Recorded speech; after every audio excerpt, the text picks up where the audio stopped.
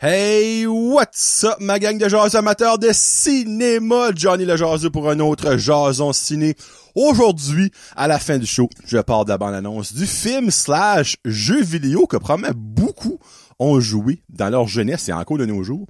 Gran Turismo, qui convertissons ça en film. Mais avant, on parle des films Joyride, Mission Impossible Dead Reckoning Part 1. C'est le fun à dire, c'est long. Et Barbie, oui. Finalement, j'aurais vu Barbie avant Oppenheimer, dans le fameux Barbenheimer. Donc, je vous parle d'Oppenheimer dans le prochain Jason Ciné parce que je l'ai déjà vu. Mais, je trouvais ça sharp de comme pas avoir à faire mes deux reviews du Barbenheimer dans le même Jason Ciné. Donc, j'ai pu les séparer. C'est une pure adonnance. J'avais déjà vu 2 films avant de voir Barbie. Bien, évidemment, moi, c'est 3 films, mes reviews. Donc, je trouve ça sharp. Parce que, tu sais, il y a beaucoup de monde, pis ça a aucun crise de sens. Il y a beaucoup de monde qui compare les films à cause de l'effet Barbenheimer. Ils ont sorti ça en même temps. Quel qui est meilleur, tu sais, comme, mais crème, c'est comme comparer des oranges puis une roche. Le seul possible semblant qu'il peut avoir, c'est que la roche est ronde et l'orange est ronde. Autre que ça, il y a rien qui peut ressembler. Ah ben peut-être si la roche est un peu orangée, là. Mais comme, je suis content de pouvoir les diviser en deux, juste par une pure adonnance, là.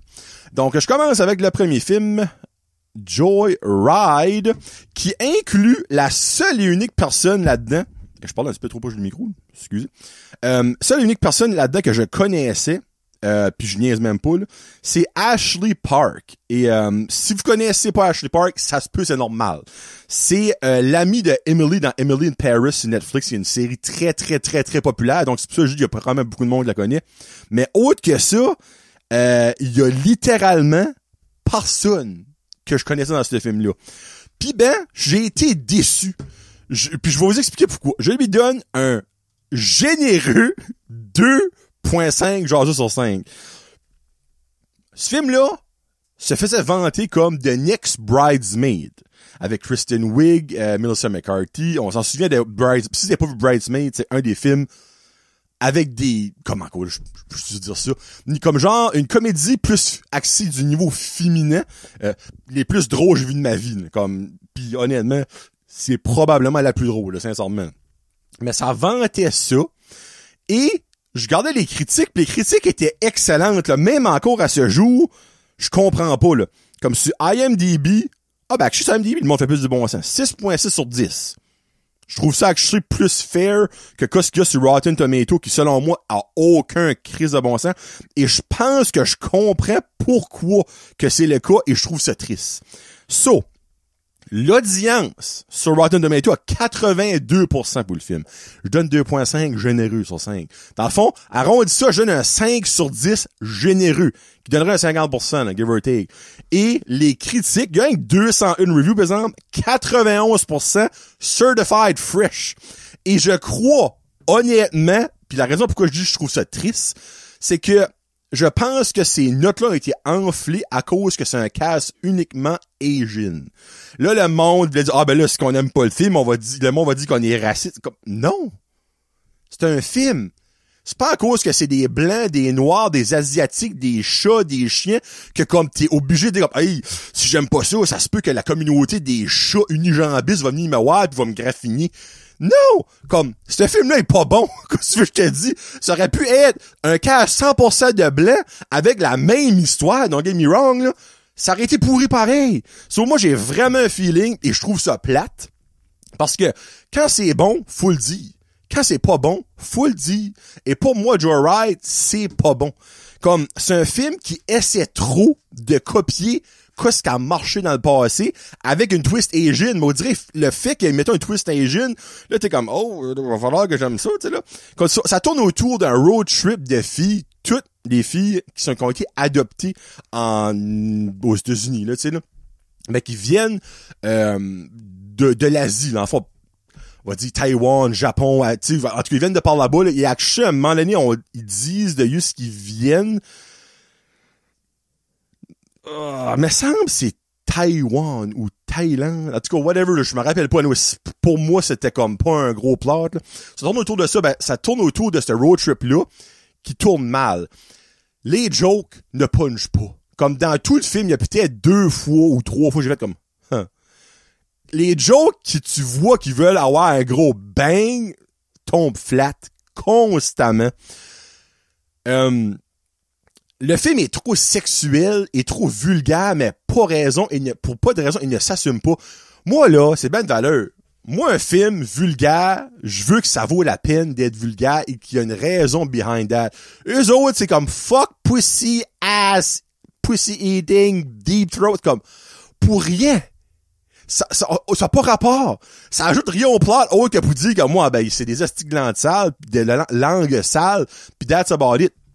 Pis le film essaye d'être sexuel, ok? Moi, là, j'ai ben de la misère avec ça. Pas le sexe. Un film qui essaye d'être sexuel, mais qui ne s'assume pas et ne va pas all-in. Moi, si t'es pour aller sexuel, je vais avoir des pénis, des vagins, des plots, je vais avoir du monde fourré, je vais avoir du monde d'une fille sucer un gars. Je veux que tu mets un film R-rated, là, ben prouve-moi que t'es R-rated. Là-dedans, c'est une fucking joke. Il y a du basketball rubbing, ben comme on top of clothing, t'es comme ok, Après ça, ils sont une espèce d'affaire comme type pour faire des massages d'athlètes. Là. Ça a l'air d'un huge jackhammer, mais comme faire des massages. Puis il met ça sur la balloune, évidemment. La balloune fait de la vibration. La vibration fait que la femme est excitée. Après ça, t'as une autre scène de sexe qu'on voit rien, encore une fois, qui tourne mal, il y en a qui se casse le dos, en tout cas, whatever. Puis après ça, c'est tout la même chose. Il y a une shot de sexe dans tout le film, là. OK? Autre que des mentions de pussy eating, pis de fuckboy, pis puis l'autre scène qui est la plus osée, on voit un des gars en chest, puis une fille tout nue, mais qu'on voit jamais rien, en arrière, qui est en train de faire un threesome avec un gars, mais comme le worst threesome de l'histoire, que genre, t'écoutes ça sur Pornhub, puis tu skippes aux prochaines vidéos parce que c'est juste laid. Comme, assume-toi si t'es pas sexuel. Moi, ça, turn off total. Tu sais, là, je dis pas je cherche à avoir des vagins pis des pénis, c'est pas ça. Mais moi, je me dis, si tu t'aventures là-dedans, assume-toi, fais-le à 100%, pas à moitié. À un moment donné, je regarde ça, je suis comme, Chris, je suis en train d'écouter Emmanuel 24 à Bleu Nuit à 96, c'est comme, c'était avec du frottage de bédaine pis comme, tu vois que le gars t'as même pas bandé, là. Comme, ben, tu le voyais pas, justement, ben, tu le savais crissement bien parce que si ça te turn off du frottage de bédaine, consulte, mon copain. So, ouais. Il y a tout ça. Deadeye, qui est un des personnages là-dedans, qui est censé être comme, je veux dire, dans Hangover, Zach Galifianakis, Allen, qui est comme genre le Joker de service, ben Deadeye, là-dedans, qui est une des filles, sur le poster, c'est la blonde, la première au bout, là, est censé servir le même rôle. Mais tabarnak que c'est mauvais. Pas drôle. Innocent, colon, stupide. Le acting, ben tu sais, l'acting, je suis pas surpris. La seule actrice là-dedans, c'est Ashley Park. Le reste, j'ai aucune idée de ce ils sont sortis. L'acting, c'est affreux. Puis il y a une twist, ok, à la fin, qui est pas une twist. Comme, je vais vous le dire. Basically, ok, je me rappelle pas du pays, ok, mais ces 4 filles-là sont des filles qui ont été adoptées, on va dire, de la Taïwan, ok? Ils tout vont sur la trip, puis il y a une des filles qui elle veut retrouver sa mère, sa mère originale, Factory Mom, là. Mais comme, quand ça vient qu'ils trouvent c'est qui, finalement, elle est pas taïwanaise, elle est japonaise. Hey! Ça, là, dans le film, là, c'est pareil comme si c'était la fête du monde. Le film a viré 360 comme si c'était la twist de l'histoire, la twist du film Sixth Sense, là. Comme, j'étais comme, who gives a fuck? Tu sais, c'est comme, fait un film aux États-Unis, c'est comme, I'm from Oklahoma, me too. Turn out qu'il vient du Texas. Comme, oh fuck man, you're from Texas. Who gives a shit? Comme, anyway, c'est pas bon. C'est pas drôle, c'est pas sexuel, c'est pas sexy. Écoutez pas ça, puis je dis pas ça parce que c'est des Asiatiques, là. Je dis ça parce que c'est un film qui est pas bon, ok? Mais Gal Gadot, Jennifer Lawrence là-dedans avec, je sais pas moi, Mia Khalifa, puis Kristen Sinclair, c'est pas bon quand même. Autant que t'as mon fantasme qui est Gal Gadot là-dedans, pis t'as Mia Khalifa qu'on s'entend, c'est quand même pas bon. OK? So, moi, ça me fait chier que ce film-là ait des reviews de mental, puis j'ai su c'est à cause de ça, pour aucune raison. Puis t'as d'autres films qui sont excellents, qui ont le même effet de l'ethnicité, puis qui se fait chier dessus à cause de l'ethnicité. Tu sais, comme, à un moment donné, faut que ça balance, là. Tu sais, si que pour toi, l'ethnicité, c'est de la merde, là, ben, faut que tous les films d'ethnicité, c'est de la merde, là. Pas juste que ça te tente, pis comme, oh, les freaks, des belles petites asiatiques. Non! Non! So, anyway, whatever. Deuxième film, Mission Impossible Dead Reckoning Part 1. Un film que j'avais crissement hâte de voir. Et c'était crissement bon. Je lui donne un beau 4.5 jasu sur 5. Solide de film. Premièrement, mon highlight du film, l'ajout de Hayley Atwell. On la voit, dans le fond, c'est Captain Carter dans l'univers de Marvel, là, dans le fond, l'ex à Captain America. On la voit évidemment dans Marvel pis tout ça, mais comme là-dedans, pour moi, c'est son premier rôle que je la remarque out du Marvel Universe. Wow! Sincèrement, wow! Et elle va être de retour dans la part 2. Donc, spoiler, elle crève pas. Pom Klementieff, encore une fois, Mantis. Il y a beaucoup de connexions dans le MCU. Qui joue Mantis dans le MCU est vraiment bonne là-dedans. Comme, je vais pas des spoilers comme une semi-méchante, mais t'es pas trop sûr, là. En tout cas, je vais parler d'un spoiler. Il y a une scène à l'aéroport d'Abu Dhabi au début du film, là. C'est comme la première grosse scène d'action mentale. J'ai tripé un fuck-up de caméra, de fausses identités, d'échangeage de valises, de comme bombes qui entraient comme qui va exploser dans le sous-sol de l'aéroport, il y a personne qui s'est abattu. En tout cas, scène-là, c'était intense un moyen temps. Il y a une chase à Rome en auto qui est solide aussi. Ben, tu sais, comme n'importe quoi, niveau scène d'action pis de chase, Mission Impossible et mentale. Il y a une autre scène dans un club, c'est pas une scène d'action, OK? C'est juste que la tension dans cette scène-là est mentale. Comme, la tension est à couper au couteau, là. Je dirais que t'es comme, OK, là. C'est comme un genre de gangbang de méchant, mais il y a personne qui est comme méchant à ce moment-là. Ben, tout le monde sait, là. Lui est méchant, elle est méchante, lui est méchant, elle est méchante. Ben, ils sont tous là, pis comme, ils parlent long. Moi, je dirais, t'es comme, c'est qui ce qui va faire les premiers pas? Je sais pas. Je vous dis pas qui le fait. Je vous dis pas s'il y a quelqu'un qui le fait. Mais cette scène-là, moi, j'étais énervé. Le cœur me palpitait. C'est un estique de temps. La scène finale sur le train / le fameux saut on voit ça dans toutes les previews qui sont sorties de Mission Impossible. Le saut en motocross over la montagne dure comme 40 minutes straight. C'est solide, c'est bien fait, c'est mental. Le seul, comme, point négatif que je pourrais dire, c'est que souvent, moins qu'un film de Fast and Furious, don't get me wrong, les choses tombent. Comme il y a un moment ben là, je vous dirais pas, c'est comme, c'est un spoiler. C'est pas un spoiler, OK? Un moment donné, dans le train, il y a quelqu'un qui va se faire tuer par quelqu'un d'autre, et au moment qu'il va vous tirer, il y a quelque chose qui arrive comme un esti de bon timing, là. Ça, il y a des bouts que je trouve c'est nécessaire. Comme le bout du train en particulier que je viens de dire, c'était pas nécessaire. Il y aurait eu une autre façon de trouver cette personne-là qu'une maudite belle annonce, tu sais. Ben, c'est vraiment la seule affaire que je peux dire de négatif, là.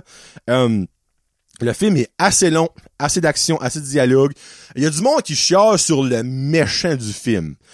Vous ferez pas un spoiler sur c'est qui, mais malgré dans les trailers, on a pas mal les gros indices. Mais comme moi, j'ai pas de misère avec ce qui est le méchant. Parce que c'est très de nos jours, OK? Puis en parlant de nos jours, la scène d'ouverture du film est une scène d'un sous-marin qui implose dans l'eau. Niveau timing pour cette scène-là, on s'entend, le film a été fait avant l'accident du sous-marin de Titanic, là, qui a implosé, là. J'ai su que Tom Cruise pis les autres qui ont fait le film auraient dit comme, sérieux, vous aurez pas pu attendre un an avant de faire ça, gang d'innocents, là, tu sais, votre petit rêve à l'eau le Titanic, là. So, ouais. Il y a ce moment-là que j'étais comme, c'est maudit bon timing. Mais autre que ça, c'est un partie 1. Mais, ils ont fini parfaitement la partie 1. que là, tu sais qu'est-ce qui s'en vient pour la partie 2, mais le main plot de la partie 1 a été atteint. C'est pas genre, ah ben là, va falloir qu'on attende 2 ans, ouais, je pense que c'est 2 ans. Actuellement, c'est surtout pas l'année prochaine. Et là, j'ai un blanc de mémoire, sorry. 1 an ou 2 ans pour voir la suite. Non. Le but du film 1 a été atteint, mais il y a un gros bigger picture en arrière que tu le sais, il en parle long, on entend des glimpses, mais qui va clairement être le big thing de la partie 2. So, la partie 1, moi, je trouve ça a vraiment bien fini. Il y a du monde, encore une fois, qui ont terriblement de la misère avec le fait que c'est une partie 1. Ben là, on a pas su ça. Ouais, ben c'est une partie 1, Chris, c'est écrit là. Je dis pas exemple, ça serait un film qui finirait de même avec un cliffhanger, ben comme qu'il y a aucune idée que c'est une partie 1, qu'ils ont pas de projet pour faire une partie 2. OK, mais là, tu le sais, là. On le sait tout qu'il y a 2 parties à ce film-là. So, si tu chiales pour ça, non, c'est peut-être pas une bonne raison, là. So, moi, j'ai trippé, j'ai extrêmement hâte à partie 2. On sait où est-ce que ça s'en va et j'ai hâte de voir comment est-ce qu'ils vont faire ça. On va mettre ça de même. Et là, avant de continuer, faut que je prenne une bonne drink parce que le prochain film, j'en ai long à dire. Actually, peut-être moins long que Joyride, là. J'ai dégueulé sur une petite tangente, là. Barbie. Faut attendre une minute. Barbie, si vous avez écouté mon Top 23 2023 avec Danick Bigra sur le Nerdverse podcast, j'avais mis ce film-là, comme quoi j'avais vraiment hâte de voir ce film-là. Pas genre à la Mission Impossible ou à la Dune Part 2, là, don't get me wrong, mais ce film-là m'intriguait. Le premier teaser / trailer qu'on a vu annonçait rien, on dirait. Le premier trailer qu'on a vu annonçait rien non plus. Ça, j'étais vraiment comme, quoi ce film-là va d'être? Ce film-là, dans mon livre à moi personnellement, pouvait être un esprit de Myst ou un esprit de It. Hit or miss. Je pouvais pas voir ce film-là être un film comme, c'est correct. C'était all in or nothing.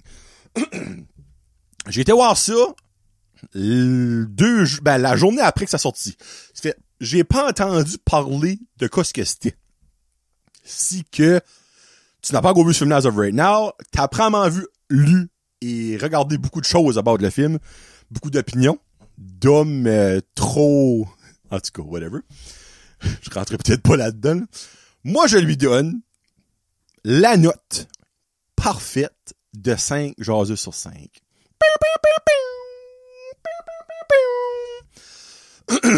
Première chose, le film est-tu parfait? Pas pantoute. Moi, la raison pour que je donne un 5 sur 5, c'est que j'ai été surpris comme je n'ai rarement, sinon jamais été surpris par un film. Tu m'avais dit, quand ils ont commencé à parler de ce film-là, « Hey, Jonathan, dans 3-4 ans, tu vas aller voir Barbie, tu vas capoter ta vie. » Je t'aurais ri dans la face, OK? Tu m'aurais dit, la journée avant que je vais voir le film, « Jonathan, tu vas aller voir ce film-là, tu vas donner un 5 sur 5. » Je t'aurais ri dans la face. J'ai été voir le film, j'ai trippé ma vie de A à Z. J'ai sorti du cinéma, excusez. J'ai sorti du cinéma, j'ai dit, wow. Ce n'est pas ce que j'expectais. Encore une fois, comme que j'avais parlé un petit peu avec Indiana Jones lors du dernier Jason Ciné, pour le monde, la fin de Indiana Jones peut être un hit or miss. Ce film-là, je peux comprendre que du monde trippe pas. Uno, ce n'est pas un film pour enfants. Pas du tout un film pour enfants. Le film est parental guidance. Selon moi, le film devrait être 13 ans et plus. OK? Mais, tu dis Barbie, petite fille, associée tout de suite. Et malheureusement, il y a du monde qui chie sur le film pour ça. Parce que, ben là, c'est un film de Barbie, ma petite fille a voulu décoller après 30 minutes. OK, je comprends, là.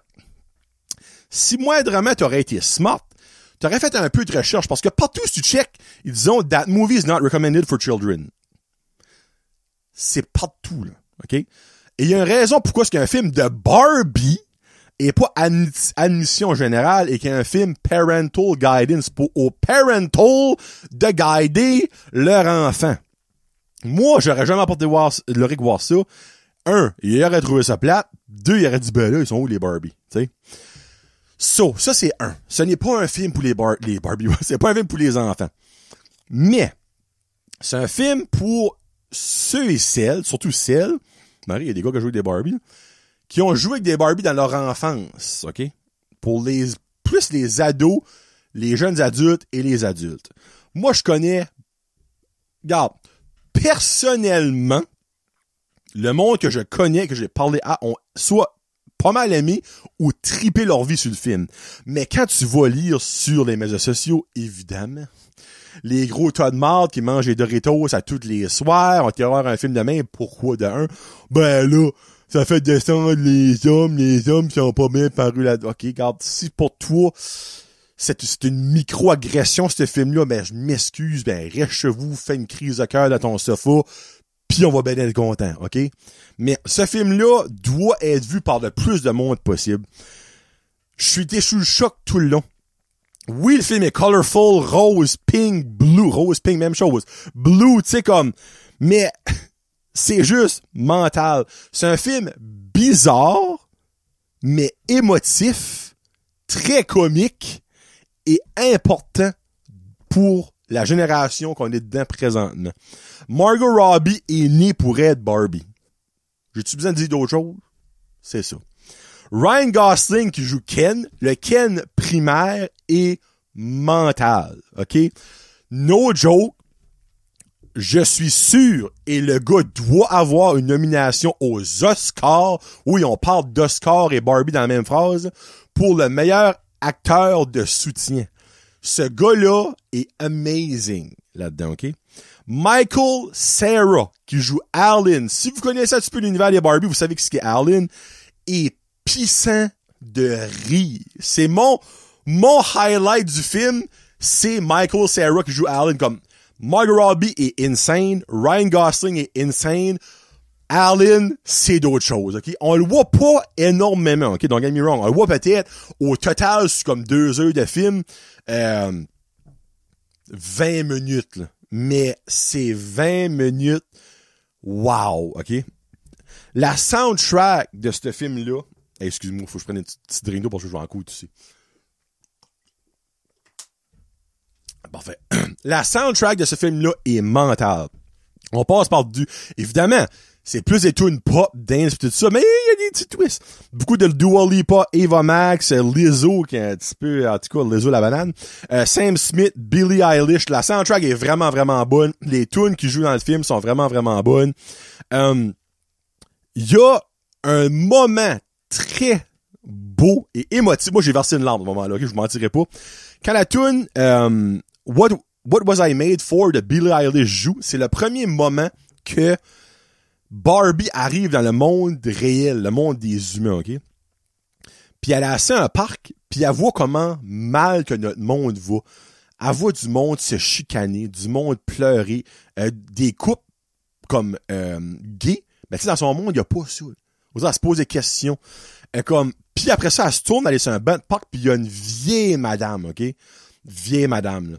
Elle est toute ratatinée, puis Barbie la garde, puis elle a comme une grosse larme qui coupe, elle dit « You're beautiful ». Tu sais, elle voulait dire comme tout le monde dans le monde de Barbie sont beaux et belles. Parce que c'est super superficiel. Mais l'autre est comme « I know ». Mais comme, ce moment-là, c'est juste wow. Parce que c'est vrai que dans la vie, tout le monde est beau. T'sais, on est tous faits différents. On est tous une grandeur différente, un poids différent, un teint de peau différent.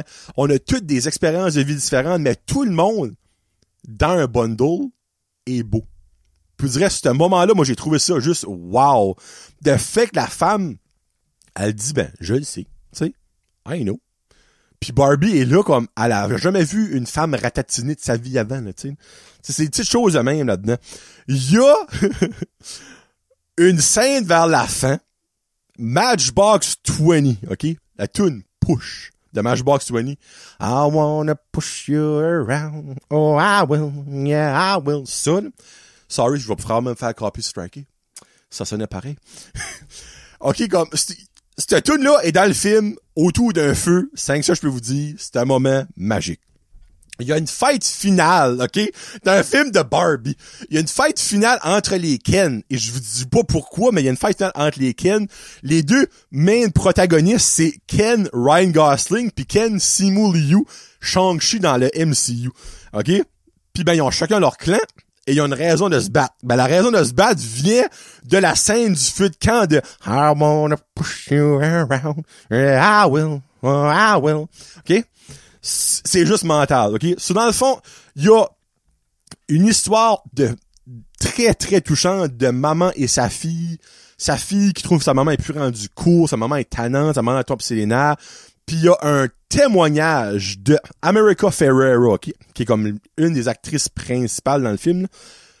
C'est très du côté de la femme, évidemment, très féministe, mais pas féministe overboard, genre « les hommes servent à rien ». C'est pas ça, OK? C'est très féministe. Dans le fond, c'est quoi être une femme de nos jours? Oui, je suis un homme blanc de 35 ans, hétérosexuel, avec un enfant qui adore sa femme, OK? Moi, j'ai écouté ça, j'ai tellement trouvé ça wow. Je sais pas s'il y a une catégorie aux Oscars de comme meilleur speech d'un film. Si oui, donnez ça tout de suite à America Ferrera pour le speech de What is it to be a woman? Puis comme, c'est vrai. Oui, ce film-là fait pas paraître l'homme le meilleur tout le long, mais à la fin, si tu comprends la morale de la fin de l'histoire, tu vas être comme, ah ben regarde, it's true, c'est vrai, ok? Oui, le film est beaucoup plus axé sur le côté féminin, sur le côté féministe, sur le côté de la femme, c'est sûr, ok? Mais l'homme n'est pas laissé comme de côté là-dedans.